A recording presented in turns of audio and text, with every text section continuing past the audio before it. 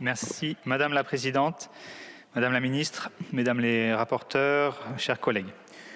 Depuis 1936, notre législation pénale pose le principe de l'interdiction des jeux de hasard. Les dérogations apparaissent dès 1907 et s'étendent largement à partir des années 80.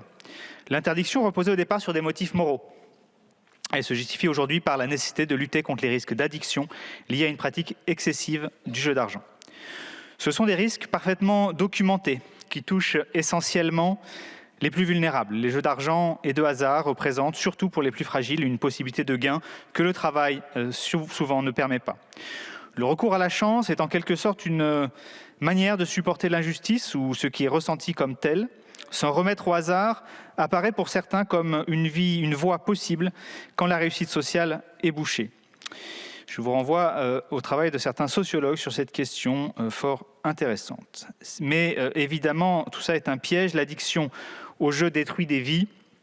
Santé publique France alertait en 2019 sur la multiplication par 2 du nombre de joueurs excessifs en l'espace de 5 ans.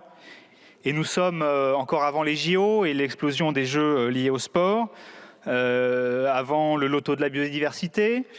Et je crois que le rôle du législateur n'est pas d'accompagner cette tendance-là, mais bien au contraire de lutter contre un glissement et de lutter contre les addictions. Je vous renvoie au texte que nous avons voté pas plus tard qu'hier sur les PUF, pour lesquels la question de l'addiction était une question centrale.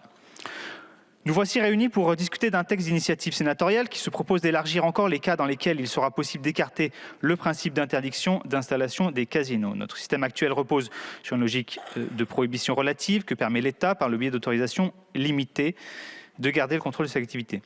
Initialement, les autorisations ne pouvaient être accordées qu'aux stations thermales, puis progressivement, les exceptions se sont multipliées pour couvrir les communes les plus touristiques, avec notamment les stations balnéaires et les grandes villes lorsqu'elles se sont dotées d'établissements culturels spécifiques, un opéra par exemple. Résultat, avec plus de 200 casinos sur son territoire, la France concentre aujourd'hui 40%, oui, 40% du parc de l'Union européenne.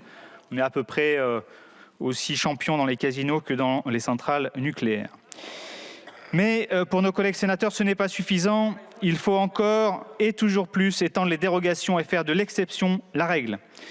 Le texte soumis à notre examen propose d'élargir cette liste dérogatoire non seulement aux communes qui accueillent des événements équestres, mais aussi à celles qui présentent la seule particularité d'être une commune touristique, membre d'une intercommunalité de plus de 100 000 habitants dans un département frontalier qui en est dépourvu. On finit par perdre le fil, il n'y a plus de boussole, l'esprit de la loi est totalement dévoyé. Mais ce qui est extraordinaire, c'est le motif invoqué pour justifier cette dérive. La droite sénatoriale, et la droite encore aujourd'hui, et même plus largement que la droite, n'a absolument aucun scrupule à brandir le principe d'égalité, jusque dans l'intitulé du texte, quand cela fait ses petites affaires. Non seulement l'argument des inégalités territoriales ne tient pas, dans la mesure où toutes les communes ne sont pas concernées. Si vous disiez qu'il faut un casino par commune, on pourrait dire effectivement l'égalité territoriale, pourquoi pas. Mais c'est un argument irrecevable. Le financement des services publics à l'aide de prélèvements sur les jeux ne peut constituer qu'une conséquence accessoire et non la justification même de l'octroi d'une autorisation. Même la Cour de justice de l'Union européenne, pourtant très libérale, le dit, on ne peut accorder des autorisations de jeu dans le seul but d'alimenter le budget des communes. Ce serait une atteinte manifeste à l'objectif de sauvegarde de la santé publique. Nous en sommes parfaitement dans ce sujet-là. Et par ailleurs, il y a bien d'autres leviers pour le développement des casinos, pour soutenir le financement des collectivités. La baisse des dotations ne saurait être compensée par des politiques qui mettent en danger nos concitoyens. La santé publique doit être notre priorité. Le groupe écologiste soutiendra un amendement de suppression et votera évidemment contre ce texte. Je vous remercie.